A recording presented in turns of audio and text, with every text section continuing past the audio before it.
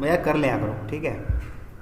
तो अभी थोड़ा और बड़ा करूँ अब, ठीक है संजय? आप नहीं बड़ा करवाया है। ये स्क्रीनशॉट वाला मेथड आ गया समझ में? इसको हमने वो करा, कास्ट वगैरह करा ड्राइवर को टेक स्क्रीनशॉट से, उसके बाद तो कुछ इस्तेमाल ही नहीं हो रखा है। कहाँ इस्तेमाल तो वही नहीं ना। हाँ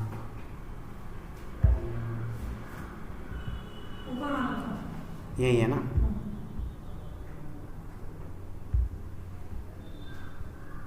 इसमें था आपके फ्रेमवर्क के पास ही आ रहे हैं बस धीरे धीरे। राहुल सर से बात हो रही है, इस क्लास का फ्रेमवर्क स्टार्ट हो रहा है धीरे धीरे जल्दी। कोशिश ये है कि उधर का जैसे ही फ्रेमवर्क का ये जो कौन सा करा रहे थे कुकुम्बर वाला ख़त्म होता है तो इधर वाला स्टार्ट करा देंगे, ठीक है।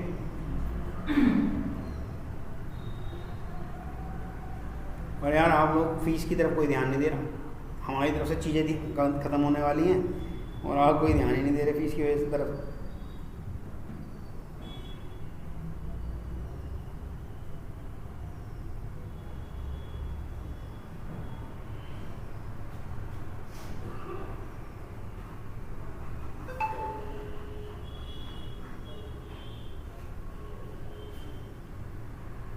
एक मिनट यार, शिव मणि का फ़ोन आ रहा, पता नहीं क्यों।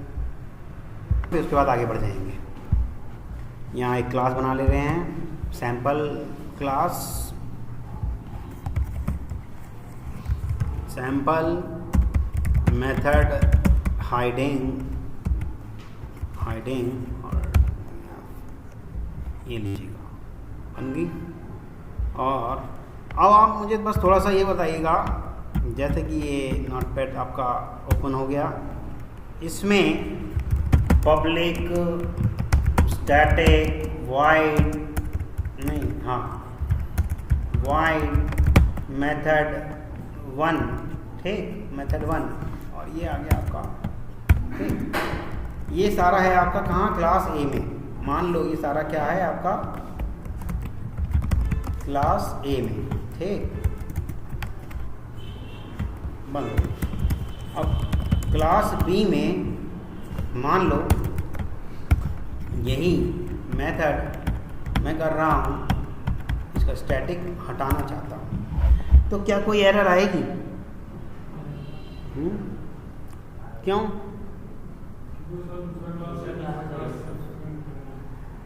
अगर इसने ये कर लिया, इसको एक्सटेंड एक, अब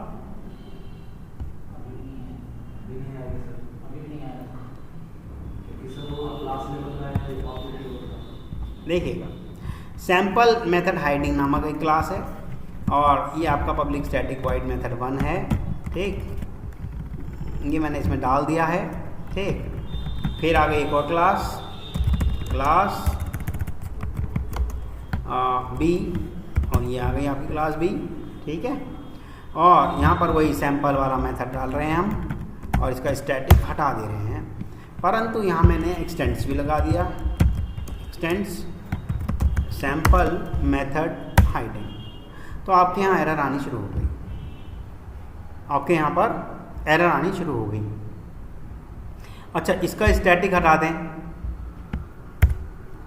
और यहाँ स्टैटिक लगा दें, तब भी एरर आ जाएगी। मतलब कहने का इसको ये है कि भैया नॉन स्टैटिक को स्टैटिक नहीं कर सकते, स्टैटिक को नॉन स्टैटिक नहीं कर सकते।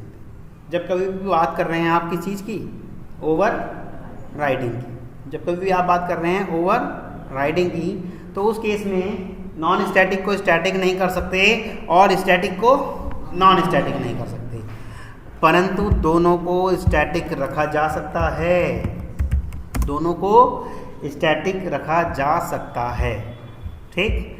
इसके अंदर मैंने प्रिंट करा दिया, ठीक, इसके अंदर मैं प्रिंट करा दे रहा हूँ हेलो, और इसके अंदर मैं प्रिंट करा दे रहा हूँ हाय, इसके अंदर मैं प्रिंट करा दे रहा हूँ हाय, ठीक है। और मेन मेथड बना दिया, ये रहा मेन मेथड बना दिया। यहाँ मैं इस्तेमाल करना चाहता हूँ मेथड वन, ठीक। और जैसे ही मैं इसको रन करूं तो क्या आना चाहिए, क्या आना चाहिए, क्या हुआ भाई, क्यों, अब क्या आ गया, बी नाम की बनी है पहले से, चलो बी कर देते हैं, इस नाम की तो नहीं होगी, ठीक। चलिए अब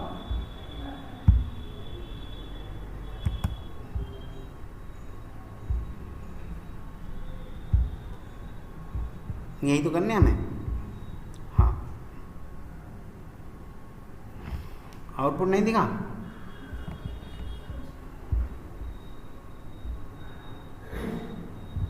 कहाँ था, यहाँ ही तो आता है,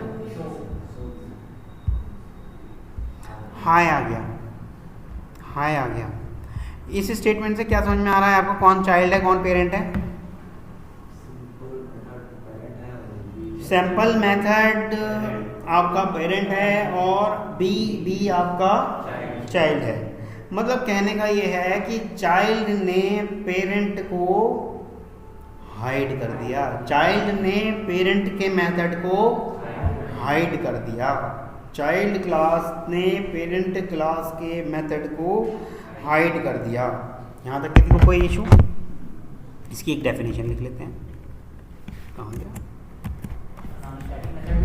नहीं केवल स्टैटिक, अभी तो दिखाया नॉन स्टैटिक को स्टैटिक नहीं कर सकते, स्टैटिक को नॉन स्टैटिक नहीं कर सकते, दोनों का स्टैटिक होना आवश्यक है, ज़रूरी है, ठीक। तो इफ आ सब क्लास कह लो या चाइल्ड क्लास कह लो, defines a static method with the same signature पता है ना, एज अ स्टैटिक मेथड, कहाँ का इन,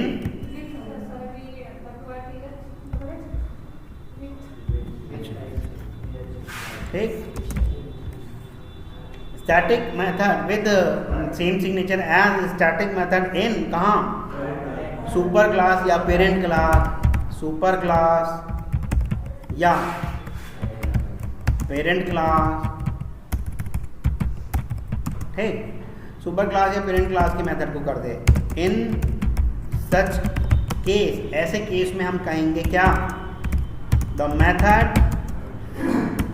इन द सब क्लास या चाइल्ड क्लास, सब क्लास या child class hides the method in method of parent class, यानी कि चाइल्ड क्लास ने पेरेंट क्लास के मेथड को हाइड कर दिया, पर एक ही केस में अगर वो स्टैटिक और नॉन स्टैटिक, सॉरी दोनों की जगह स्टैटिक हैं और दोनों ही जगह क्या हैं आपके, कैसे हो सर, सही चल रहा है आपका, हाँ चलो बढ़िया है यार, आई भाई, यानी कि पेरेंट और चाइल्ड में दोनों में ही उसको स्टैटिक होना ही पड़ेगा, पेरेंट क्लास में भी उसको स्टैटिक होना पड़ेगा और चाइल्ड क्लास में भी उसको स्टैटिक होना पड़ेगा। देखने में भले ही लग रहे होंगे कि ये आपका क्या हो रहा है, ओवर, देखिए ओवर राइटिंग में ऐसा ही तो होता है कि सिग्नेचर में हम कुछ भी चेंज नहीं कर रहे, देखो मेथड नेम और सिग्नेचर दोनों सेम है, देखने में भले ही लग रहा है ओवर राइटिंग टाइप का, पर ओवर राइटिंग है नहीं, ओवर राइटिंग में स्टैटिक का कोई कॉन्सेप्ट नहीं था, याद आ रहा है, ओवर राइटिंग में स्टैटिक का कोई कॉन्सेप्ट नहीं था, ठीक। मेथड ओवर राइडिंग की अगर हम बात कर रहे थे तो उसके अंदर सब क्लास और जो सुपर क्लास थी उसके अंदर हमारा सिग्नेचर का वाला ध्यान रखा जा रहा था। रिटर्न टाइप की बात कर रहे थे तो रिटर्न टाइप में भी पेरेंट चाइल्ड क्लास टाइप का हो रहा था, उसके अंदर ये चेंज किया जा सकता था, पर स्टैटिक के साथ हमने उसको नहीं किया था, ठीक। यहाँ तक किसी को कोई इशू?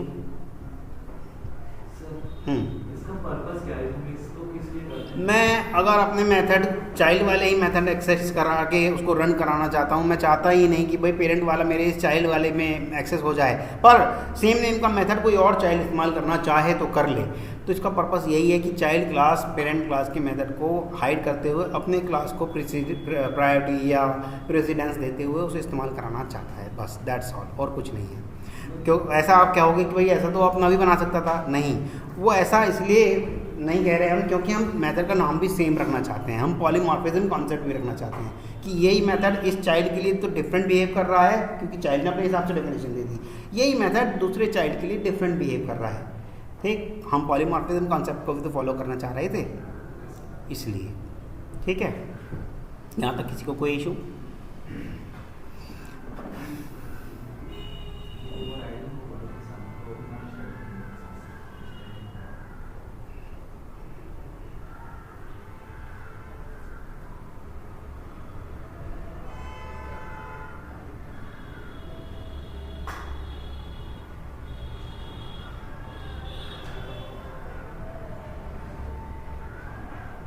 हाँ, एक चीज़ और लिखवा देता हूँ, मेंबर्स के बारे में लिखवा देता हूँ। अगर if N attribute can be accessed by another class और ऑब्जेक्ट, ठीक, अगर मैं इसको दूसरे उससे एक्सेस करना चाहता हूँ तो हम इसे कहते हैं क्या? विजिबल। इसको कहते हैं हम क्या? विजिबल एट्रीब्यूट या विजिबल मेंबर। ठीक, लेकिन अगर यही काम मैं दूसरे क्लास और दूसरे ऑब्जेक्ट से नहीं कर पाऊंगा तो उसे हम क्या कहेंगे? इस कॉन्सेप्ट को कहेंगे एट्रीब्यूट इज हिडन। उस केस में कहेंगे हिडन एट्रीब्यूट। अगर मैं इसको can not be access by another तो हम उसको कहेंगे हिडन एट्रीब्यूट। क्या बोलेंगे? Hidden attribute. क्लियर है? यहाँ तो किसी को कोई इशू किसी भी तरह का? ठीक, मेथड वन करके मैं आपको करा ही चुका हूँ, स्टैटिक करके करा चुका हूँ, और तो कुछ ऐसा नहीं लिख रही है। चलिएगा यहाँ बना देते हैं। अब यहाँ देखिएगा एक चीज़ और, इसे हटा देते हैं। मेरी क्लास का ऑब्जेक्ट बना ले रहे हैं हम, ए सैम्पल मेथड हाइडिंग, ठीक, SMH, ठीक, is equal to new sample method और हाइडिंग। ठीक, बन गया ऑब्जेक्ट। ठीक है, और एक और बना लेते हैं, B is equal to new B.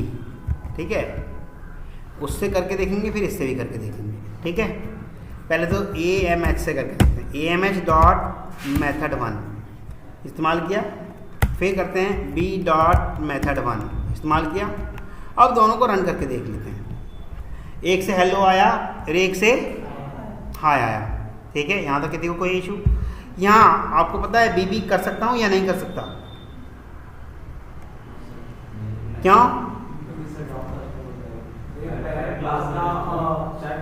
हाँ, पेरेंट क्लास के ऑब्जेक्ट को चाइल्ड क्लास नहीं होल्ड करा सकती। चलिएगा, अच्छा, तो ये काम यहाँ कर सकता हूँ,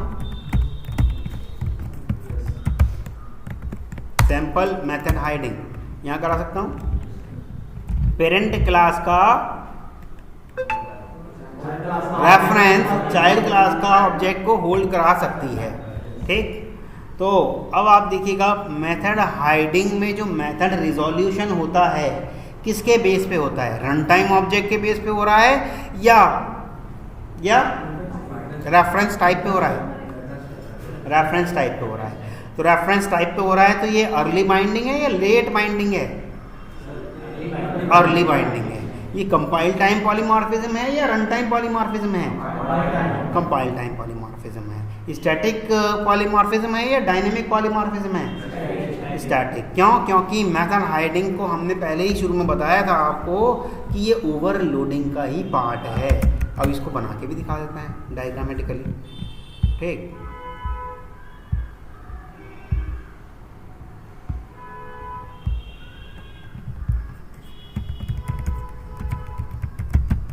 ठीक। पॉलीमॉर्फिज्म जो अपने आप में क्या कहता है? अपने आप में कहता है क्या?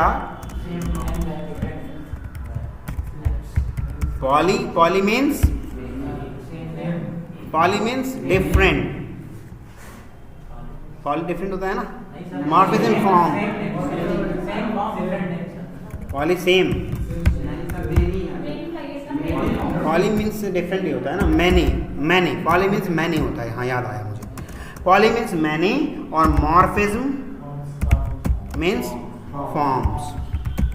मतलब पॉलीमॉर्फिज्म अपने आप में कह रहा है कि मैनी फॉर्म्स, किसी एक नाम के मेथड के कई सारी फॉर्म्स, तो कह रहा है क्या आपका पॉलीमॉर्फिज्म। ठीक, अब इसको डायग्रामेटिकली देखिएगा। Polymorphism is divided into two parts. Polymorphism is divided into two parts. क्या क्या थे वो दोनों पार्ट? एक था आपका ओवर लोडिंग और एक था आपका ओवर राइडिंग। ठीक, अगर मैं बात करता हूँ ओवरलोडिंग की या बात करता हूँ ओवर राइडिंग की, तो ओवरलोडिंग को हमने क्या क्या नाम दिए थे? ओवरलोडिंग को हमने कुछ 3 नाम दिए थे। क्या क्या नाम दिए थे? यहाँ लिख देते हैं। इसको कहते हैं हम कंपाइल टाइम पॉलीमॉर्फिज्म, ठीक, और स्टैटिक पॉलीमॉर्फिज्म और अर्ली बाइंडिंग। ठीक, और इसी तरह से ये कुछ इसके लिए भी करा था हमने। इसको क्या कहे थे हम? कंपाइल टाइम पॉलीमॉर्फिज्म की जगह हमने इसको क्या कहा था? रन टाइम पॉलीमॉर्फिज्म और डायनेमिक पॉलीमॉर्फिज्म और लेट बाइंडिंग।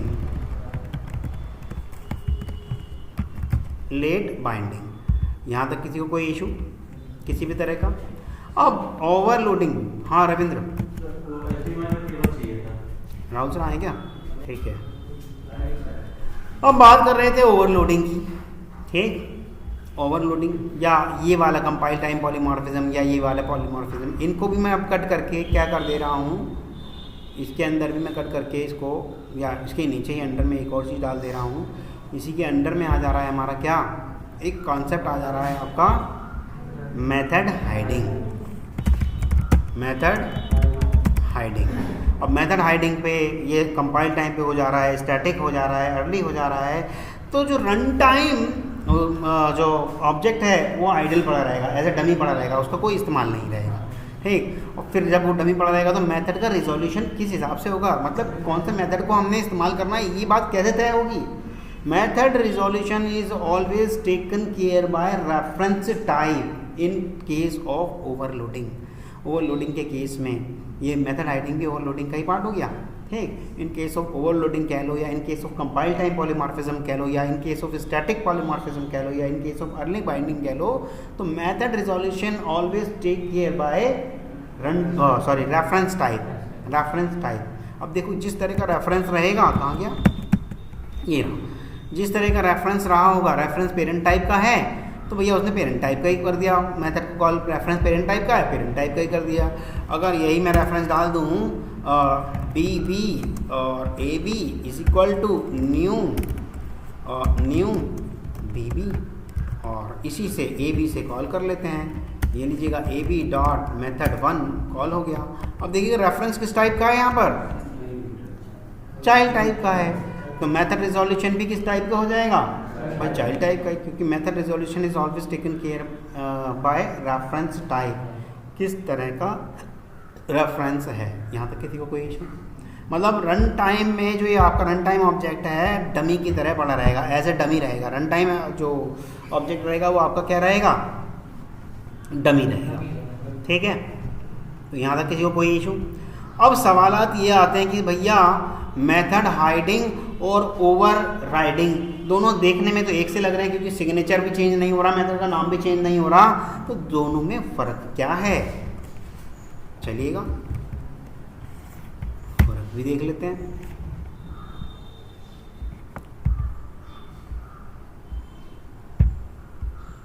क्या वो नहीं चलेगा, फेल्ड कह रहा है।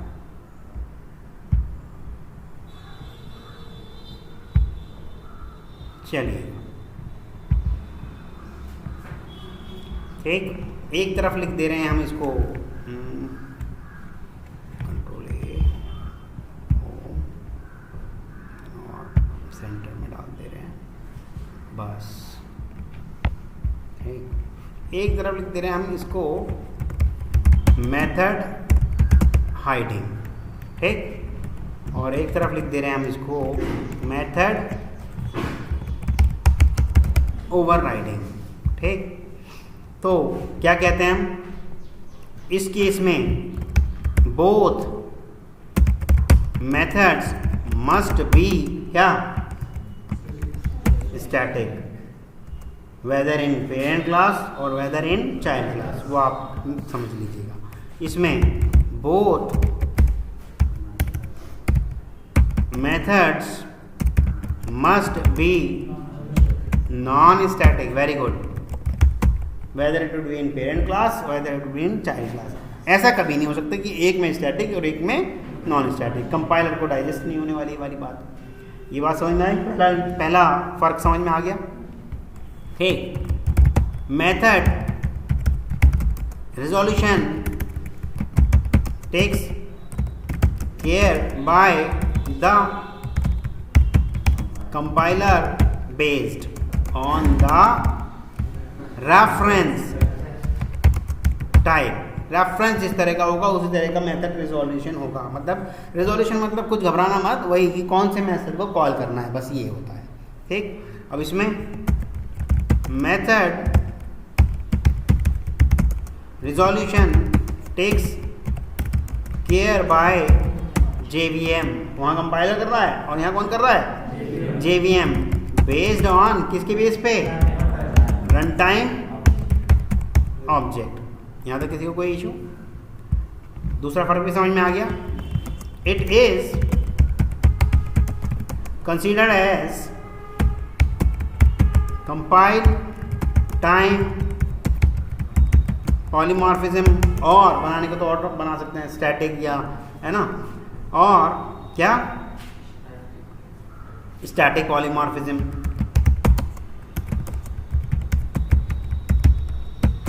और या अर्ली बाइंडिंग। अब इधर वाले की बात करते हैं। It is consider as run time polymorphism या डायनेमिक पॉलीमॉर्फिज्म या बाइंडिंग। यहां तक फर्क समझ में आ गया भाई। अगर इंटरव्यूअर आपसे कह दे कि भैया आप तो यहाँ भी कह रहे हो कि भैया मेथड सिग्नेचर और आर्ग्यूमेंट सेम रहेंगे और उसमें भी कह रहे हो मेथड सिग्नेचर और आर्ग्यूमेंट सेम रहेंगे, तो भैया फ़र्क क्या रहा, तो आप बता देना कि भैया एक मेथड हाइडिंग है और एक मेथड ओवर राइडिंग है। और मेथड हाइडिंग के केस में दोनों मेथड्स को, चाहे वो पेरेंट क्लास में हो चाहे वो चाइल्ड क्लास में हो, दोनों मेथड को स्टैटिक होना मस्ट है, अनिवार्य है। लेकिन अगर बात कर रहे हैं हम ओवरराइडिंग की, तो दोनों मेथड को नॉन स्टैटिक होना मस्ट है, अनिवार्य है, ठीक। अगर एक भी हमने स्टैटिक कर दिया तो फिर वो कंपाइल टाइम एरर आएगी, तो भी तब आएगी जब पेरेंट चाइल्ड की रिलेशनशिप हो, नहीं होगी तो नहीं आने की, क्योंकि उसे क्या पता कि भाई वहाँ पे है क्या नहीं है। पेरेंट चाइल्ड रिलेशनशिप बनाते ही ये वाला कॉन्सेप्ट आ जाएगा, ठीक। यहाँ तक समझ में आ रहा है। मेथड रिजोल्यूशन आपको मालूम है उसके अंदर होता है कंपाइलर के द्वारा बेस्ड ऑन रेफरेंस टाइप, और इधर होता है ओवरराइडिंग में मेथड रिजोल्यूशन ऑलवेज JVM के द्वारा होता है और बेस्ड ऑन किसके, रन टाइम ऑब्जेक्ट, ठीक।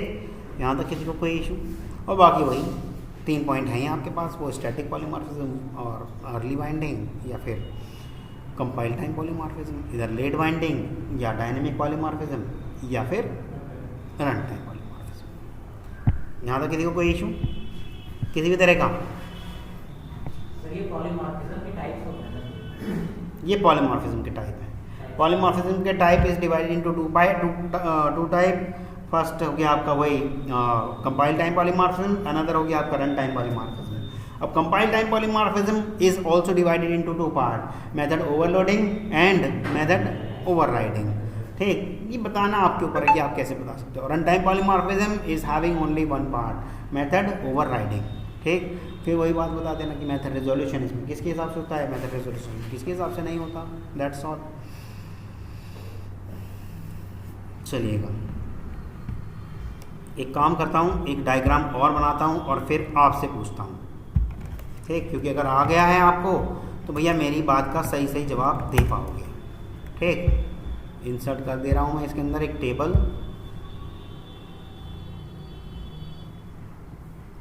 बस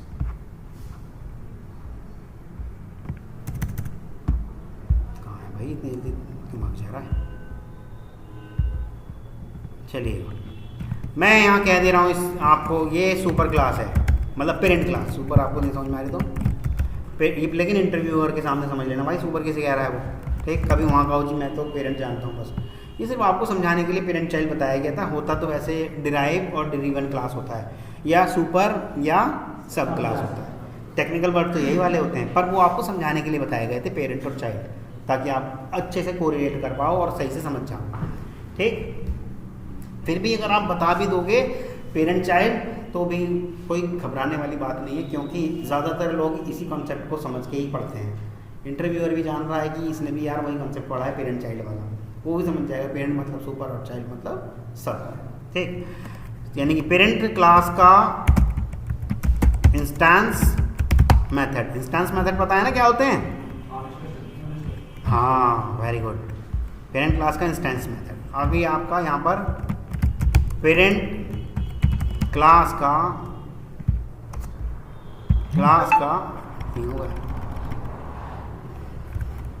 स्टैटिक मेथड। ठीक, अब आ जाते हैं यहाँ चाइल्ड क्लास में। चाइल्ड क्लास का इंस्टेंस मेथड। ठीक, यहाँ आ जाते हैं चाइल्ड क्लास का स्टैटिक मेथड। अब बताइएगा यहाँ क्या चीज़ कहलाएगी, समझ रहे हो ना क्या चीज़ पूछना चाह रहा हूँ मैं? हाँ सौरभ, यहाँ क्या चीज़ कहलाएगी बताओ। कितना समय नहीं है यार। अरे भाई, पेरेंट क्लास का इंस्टेंस मेथड, चाइल्ड क्लास का इंस्टेंस मेथड, तो यहाँ क्या कहलाएगा? वेरी गुड, यही तो पूछ रहा था। ओवरराइडिंग। ठीक है, ओवरराइडिंग या ओवरराइड्स द मेथड। ओवरराइड्स हो गया कौन सा method? The method. Rights, overrides हो गया मेथड का। अच्छा, यहाँ क्या कहलाएगा संजय? संतोष, देखो पेरेंट क्लास का स्टैटिक मेथड, चाइल्ड क्लास का इंस्टेंस मेथड, यहाँ क्या कहलाएगा? क्या चीज होगा? Compile time error. हाँ, ऐसा हो नहीं सकता कि एक जगह स्टैटिक और दूसरी जगह नॉन स्टैटिक। कीर्ति आप बताइएगा यहाँ क्या होगा?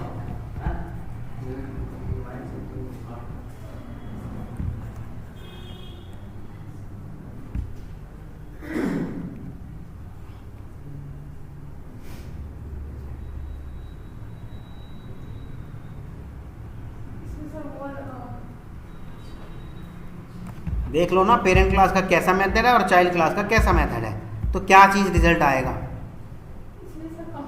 Very good, compile time error, क्योंकि दोनों जगह एक जैसा होना चाहिए। अब यहाँ वाले में संजय आप बताएंगे, यहाँ हो जाएगा आपका मेथड हाइडिंग, क्योंकि दोनों जगह स्टैटिक है, पेरेंट में भी और चाइल्ड में भी। बस इतना सा पूछना था मुझे। इसके अलावा क्या पूछना है? बस सब खत्म हो गया ओवर मेथड हाइडिंग का, यही है बस, दैट्स ऑल। एक्सेप्शन से बोल रहे थे कुछ बताएंगे? किससे? एक्सेप्शन से कुछ रिलेट कर सकते हैं? एक्सेप्शन से भी कुछ रिलेट करके बता रहा था मैं। एक्सेप्शन से भी बता रहा हूँ। चलो आज एक्सेप्शन वाला ही करो। मेथड ये वाला तो समझ में आ गया ना, हाइडिंग वगैरह क्या है, ये चीज़ क्लियर है। अब जो मैं कह रहा था आपसे, क्योंकि मैंने आपको उस टाइम पॉलीमॉर्फिज्म वाला बीच में एक टॉपिक छोड़ दिया था, मैंने आपको कहा था कि यार पहले आपको एक्सेप्शन की हायरार्की समझाऊंगा, तब जा करके ये वाली बात बताऊंगा कि ये क्या चीज़ होती है। ठीक, तो एक्सेप्शन की हायरार्की अब आप समझ ही चुके हो कि भैया कौन सी एक्सेप्शन चाइल्ड है और कौन सी एक्सेप्शन पेरेंट है। ठीक, ये आपके समझ में आ चुका है। तो अब बात कर लेते हैं इसके आगे हम कि कैसे क्या चीज़ की जा सकती है। ठीक है, तो बढ़ते हैं आगे।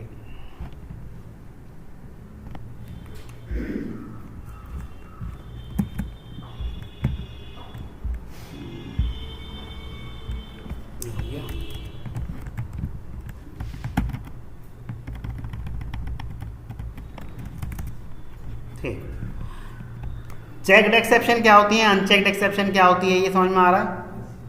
चेक्ड एक्सेप्शन और अनचेक्ड का दोनों का समझ में आ रहा है। The exception which are checked by compiler for smooth execution of the program, for normal termination of the program, कुछ भी कह लो, स्मूथ एग्जीक्यूशन कह लो, नॉर्मल टर्मिनेशन कह लो।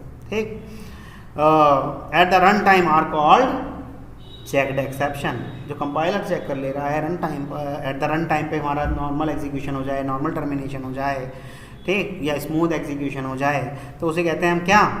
Checked exception. The exception which are not checked by compiler are called unchecked exception. ये पता है आपको? ठीक, run time exception and its child, run time exception और उसके सारे जितने भी चाइल्ड हैं वो क्या कहलाएंगे, और उसके चाइल्ड भी और एरर भी, वो सब क्या कहलाएंगे? Unchecked exception. ठीक, और उसके अलावा जो बाकी चीज़ें बची हुई हैं वो आपकी क्या कहलाएंगी? Checked exception. पर बाकी तो फिर वही बची ना, उसके अलावा जो कहलाएंगे आपकी चेक्ड एक्सेप्शन। जब हम ओवर राइडिंग की बात कर रहे थे तो उसमें एक रूल है, जब हम बात कर रहे थे ओवर राइडिंग रूल, रूल किस चीज़ का? एक्सेप्शन वाला, एक्सेप्शन वाला रूल है। वाइल ओवर राइडिंग, जब कभी भी हम ओवर राइडिंग कर रहे होंगे, अगर चाइल्ड क्लास का मेथड थ्रो कर रहा है किसी भी तरह की चेक्ड एक्सेप्शन, चाइल्ड क्लास का मेथड थ्रो कर रहा है किसी भी तरह की कैसी एक्सेप्शन? चेक्ड एक्सेप्शन, तो कंपलसरी हो जाता है कि पेरेंट क्लास का मेथड थ्रो करे सेम टाइप की एक्सेप्शन या उस एक्सेप्शन की पेरेंट एक्सेप्शन। ठीक है, लिखवा देता हूं इसको। While overriding if child class method throws any checked exception, अगर चाइल्ड क्लास का मेथड कोई चेक्ड एक्सेप्शन थ्रो कर रहा है, कौन सी? चेक्ड एक्सेप्शन थ्रो कर रहा है, then it is compulsory, it is compulsory कि that parent class method should throws the या तो सेम टाइप की एक्सेप्शन, सेम चेक्ड एक्सेप्शन और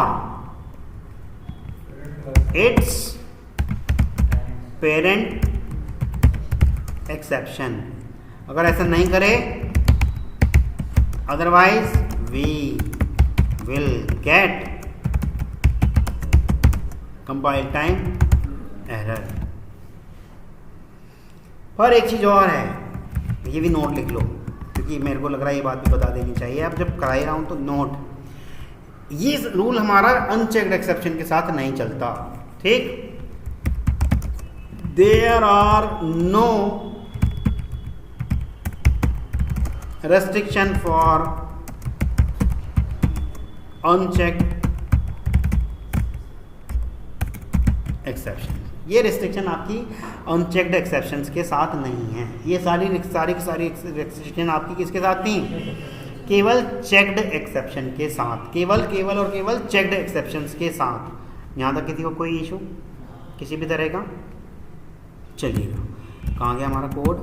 ये रहा कोड। यहाँ पर ये पेरेंट क्लास हो गई और ये हो गई चाइल्ड क्लास, है ना। अभी तो मेथड हाइडिंग तो कर ही था, एक और बना लेते हैं। Public void method 2, public void method 2, और इसको ऐसे कर दिया, ठीक। अब आते हैं चाइल्ड क्लास में। चाइल्ड क्लास में कोई चेक्ड एक्सेप्शन बताना। पब्लिक void method 2, और इसको कर दे रहे हैं file input stream FIS is equal to new file input stream, file input stream यहाँ 5 दे देना और ये सेमीकोलन लगा दिया, ठीक। इसको थ्रो करना है क्या? इसे थ्रो करना है चेक्ड एक्सेप्शन। ये थ्रो करेगा क्या? चेक्ड एक्सेप्शन कर रहा है, लेकिन भैया मेथड जो है इसको भी थ्रो करना चाहिए था क्या?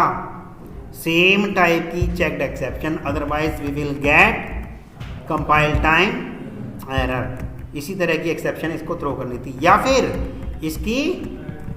इसकी पेरेंट कौन सी थी? IO एक्सेप्शन करके इसकी पेरेंट है ना, याद आ रहा है?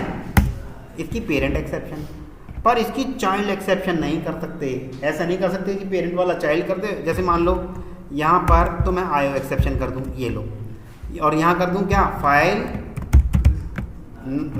नॉट फाउंड, या जैसा भी आपका लग रहा है ना, फाइल नॉट फाउंड एक्सेप्शन। ऐसा नहीं कर सकते। क्यों? क्योंकि भैया वो अब चाइल्ड हो गई, ऊपर पेरेंट के पास चाइल्ड पहुंच गई और चाइल्ड के पास पेरेंट आ गई। ऐसा नहीं कर सकते। या तो सेम तरह की एक्सेप्शन थ्रो करो, या फिर चाइल्ड एक्सेप्शन की पेरेंट एक्सेप्शन थ्रो कर सकता है चाइल्ड वाला मेथड, ठीक। यह एक नियम था केवल किनके साथ? चेक्ड एक्सेप्शंस के साथ। किनके साथ? चेक्ड एक्सेप्शंस के साथ। कोई रन टाइम वाली बताओगे उसके साथ ऐसा कोई नियम बाध्य नहीं है। रन टाइम वाली जितनी भी जो आपकी एक्सेप्शंस होंगी उनके साथ कोई ऐसा नियम बाध्य नहीं है। यहाँ तक किसी को कोई इशू किसी भी तरह का? अब मैं आपसे कॉम्बिनेशन पूछ सकता हूँ कि आपको देखो एक्सेप्शन का पता है कौन सी चाइल्ड है कौन सी पेरेंट है, तो अब मैं आपसे पूछने का थोड़ा सा हक भी रखता हूँ। पूछूँ? चलिएगा, मान लो ये पेरेंट क्लास है, ठीक। पेरेंट क्लास के अंदर पब्लिक void मेथड 1 है और यहाँ से ये थ्रोज कर रहा है एक्सेप्शन। ये चाइल्ड क्लास है, ये चाइल्ड क्लास है, ठीक। हेलो, हाँ, गुड आफ्टरनून मैं मंगेश। हाँ यार, अभी मैं क्लास ले रहा हूँ, क्लास के बाद उनको फ़ोन करता हूँ, फिर बताता हूँ, ठीक है? ठीक। अब ये आ गई आपकी चाइल्ड क्लास।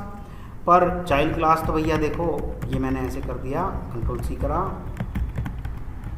संजय, कोई एरर आएगी या नहीं आएगी?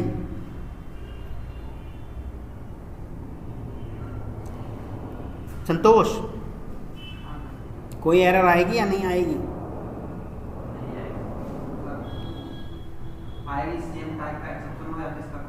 ध्यान से नहीं सुना आपने, दोबारा से देखो वो डेफिनेशन क्या था? while overriding if child class method throws any exception। ये नियम होता है केवल चाइल्ड क्लास के ऊपर, पेरेंट क्लास के ऊपर कहाँ हो रहा? लिखा हमने क्या? देखो, पेरेंट क्लास थ्रो कर रही है, चाइल्ड थोड़ी थ्रो कर रही है, तो कोई किसी भी तरह की क्या नहीं आएगी? एक्सेप्शन नहीं आएगी। क्योंकि नियम कहता है कि अगर चाइल्ड क्लास कोई एक्सेप्शन थ्रो कर रहा है तो पेरेंट क्लास की भी ड्यूटी है कि वो सेम एक्सेप्शन थ्रो करे या उसकी पेरेंट एक्सेप्शन को थ्रो करे। तो ये वाला कॉम्बिनेशन आपका क्या है? वैलिड। ये कॉम्बिनेशन में कोई दिक्कत नहीं है, कहीं से कहीं तक कोई एरर नहीं आने वाली, ठीक है? फिर एक और बना लेते हैं। मान लो ये पेरेंट क्लास एक में कर दे रहे हैं या लिख दे रहे हैं, इसको लिख देते हैं वैलिड, ठीक। फिर लिख देते हैं parent class public void method 1 और ये कुछ नहीं थ्रो कर रहा, चाइल्ड क्लास कर रहा है क्या, पब्लिक वॉइड मेथड 1 और थ्रोज एक्सेप्शन।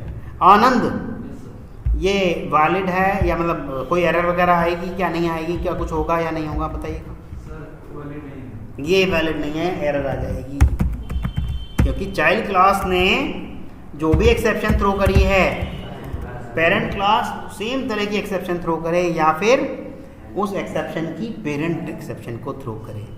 समझ में आ रहा है? तब पढ़ा था तब समझ में नहीं आता, आप सोचते पता नहीं क्या पेरेंट चाइल्ड करे जा रहा है। और क्योंकि आप एक्सेप्शन पढ़ चुके हो इसलिए आपको समझ में भी आ रहा होगा। ठीक, parent public void method 1 throws exception child, यही सारा। संजय नहीं, संजय से नहीं, संजय से पूछ चुके। कीर्ति, कोई एरर आएगी या ठीक है? हाँ वैलिड, क्योंकि सेम एक्सेप्शन थ्रो कर रहा है। ठीक, कीर्ति थोड़ा सा चेंज कर रहा हूं इसके अंदर में अब।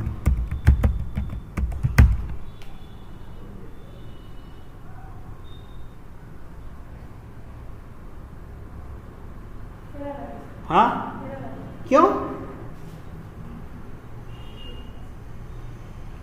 रोहित क्यों? वेरी गुड, एक्सेप्शन का पेरेंट थ्रोएबल है इसलिए कोई एरर नहीं आएगी। भाई पढ़ नहीं रहे हो भाई, कीर्ति ध्यान से नहीं देखा आपने, पढ़ा रहा हूँ बार बार बता रहा हूँ फिर भी। चलो एक और, parent public void method 1 throws कर रहा है आयो एक्सेप्शन, ठीक, चाइल्ड।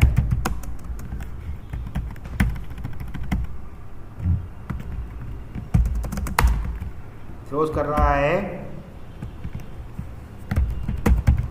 एक्सेप्शन। नीलेश क्यों? वेरी गुड, क्या आयो पेरेंट है? हाँ, एक्सेप्शन पेरेंट जो है, जो वहाँ ऊपर डाल दिया हमने आयो एक्सेप्शन, वो चाइल्ड है। ऐसा उल्टा नहीं कर सकते हम। पेरेंट के पास या तो सेम तरह की एक्सेप्शन रहेगी या उस एक्सेप्शन का पेरेंट रहेगा, लेकिन ऐसा उल्टा नहीं हो सकता कि नीचे पेरेंट है ऊपर चाइल्ड हो जाए, ऐसा नहीं हो सकता। क्लियर है? Parent public static void method, और यहाँ से हम थ्रो करा दे रहे हैं आयो एक्सेप्शन और चाइल्ड में करा देते हैं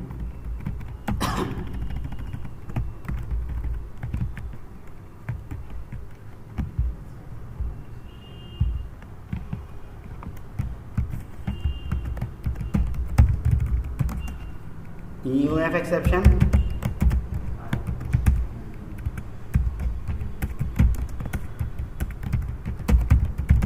फाइल नॉट फाउंड। दो बताइएगा। Varun invalid, very good. समझ में आ रहा है? मेन चीज समझ में आने से है। ठीक, चलिएगा एक और करते हैं। यहाँ डाल दे रहे हैं आयो एक्सेप्शन और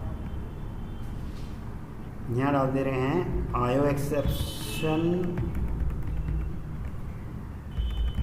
की चाइल्ड EOF और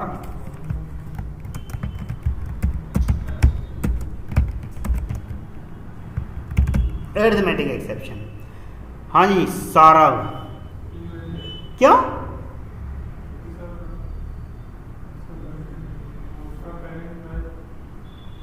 देखो भाई बात बड़ी सीधी सी है। इस केस में आपको एक्सेप्शन क्यों दिख रही है? मेरे को तो समझ में नहीं आ रहा। ये नियम किस पे चलता था याद है? चेक्ड एक्सेप्शन पे चलता था, और आप अनचेक के साथ भी वैसे ही सोच रहे हो, ये तो गलत है ना। अनचेक एक्सेप्शन के साथ वैसा नहीं चलेगा, ठीक है। हाँ, end of the file exception, ठीक है। तो अनचेक्ड एक्सेप्शन के साथ ऐसा कोई नियम नहीं था, चेक्ड एक्सेप्शन के साथ ऐसा नियम था कि भैया जो वो भेज रहे हैं वही हमें भी भेजनी होगी, ठीक। चलिएगा एक और, यहाँ मैं डाल दे रहा हूँ चाइल्ड क्लास में, इसे हटाता हूँ, डाल दे रहा हूँ यही, एक तो यही वाली डाल देता हूँ, ये तो आपको आप पता ही चल गया, और डाल दे रहा हूँ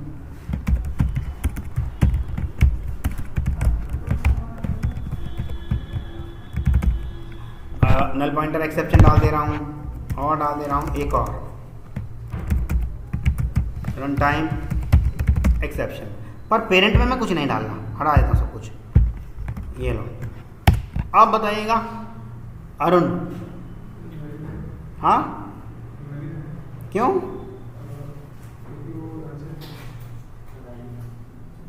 बताओ बताओ, कारण बताओ, इनवैलिड क्यों है? तो क्या हुआ? एक्सेप्शन हायरार्की पढ़ी नहीं है आपने, कहा था ना पढ़ के आना तभी मजा आएगा इसको करने में। ये तीनों किस तरह की एक्सेप्शन दिख रही हैं आपको? अनचेक्ड, और अनचेक के साथ ऐसा कुछ नियम था? फिर जब था ही नहीं अनचेक के साथ ऐसा कोई नियम, तो कोई क्यों आने वाली है इसके अंदर एरर? ठीक है भाई, यहां तक किसी को कोई इशू?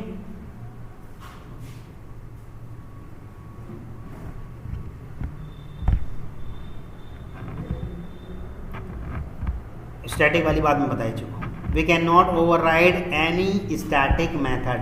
क्या हम किसी स्टैटिक मेथड को ओवरराइड कर सकते हैं? नहीं। We can not override a static method as non static. ऐसे भी नहीं कर सकते कि हम स्टैटिक मेथड को नॉन स्टैटिक कर दो ओवरराइडिंग के टाइम पे, ऐसा भी हम नहीं कर सकते। यहाँ तक किसी को कोई इशू? ठीक है, ठीक है। मेथड हाइडिंग भी समझ में आ गई, मेथड हाइडिंग भी समझ में आ गई, ठीक है।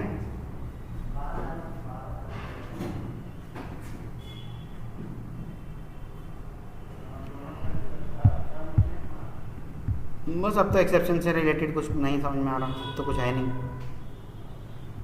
मेथड हाइडिंग वाली बात भी समझ में आ गई कि उसके अंतर भी बता दिए, बस अब नहीं है कुछ, ठीक है, यहीं तक रखते हैं। सर वो बता दीजिए, आप बोले थे क्या? स्टैटिक इंपोर्ट और डायनेमिक इंपोर्ट, ये तो बहुत पहले कराया होगा ना, ऐसे कैसे हो सकता है? इम्प्लिसिट भी नहीं कराया, इंपोर्ट एक्सप्लिसिट इंपोर्ट भी नहीं कराया, कराया था। स्टैटिक इंपोर्ट मतलब क्लास के साथ पूरा पाथ देके अगर आप कर रहे हैं तो उसे कहते हैं स्टैटिक इंपोर्ट। मतलब आप क्लास के नाम के साथ डॉट लगा के जो भी कुछ इंपोर्ट करना चाह रहे हो वो सारी चीज़ें अगर इस्तेमाल कर रहे हो तो वो आपका कहलाता है क्या? Static import. ठीक, क्लियर है?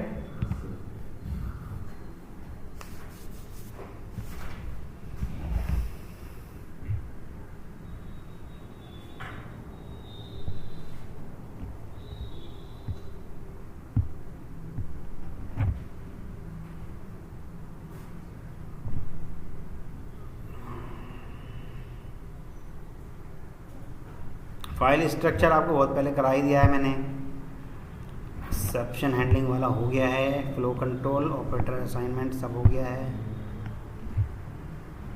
बस और तो कुछ ऐसा दिख नहीं रहा।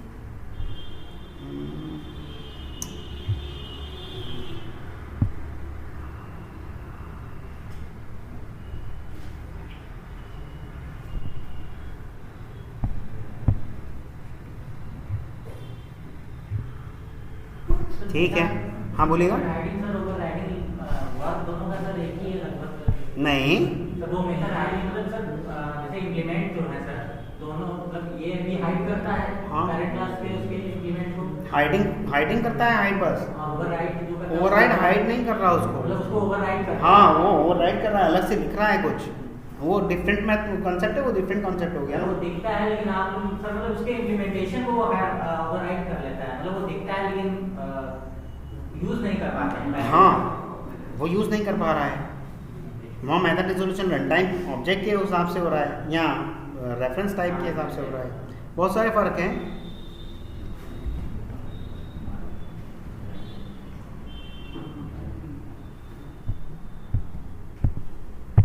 बस इससे संबंधित और तो कुछ मुझे नहीं लग रहा कि यार इस क्लास से जोड़ा जाए। और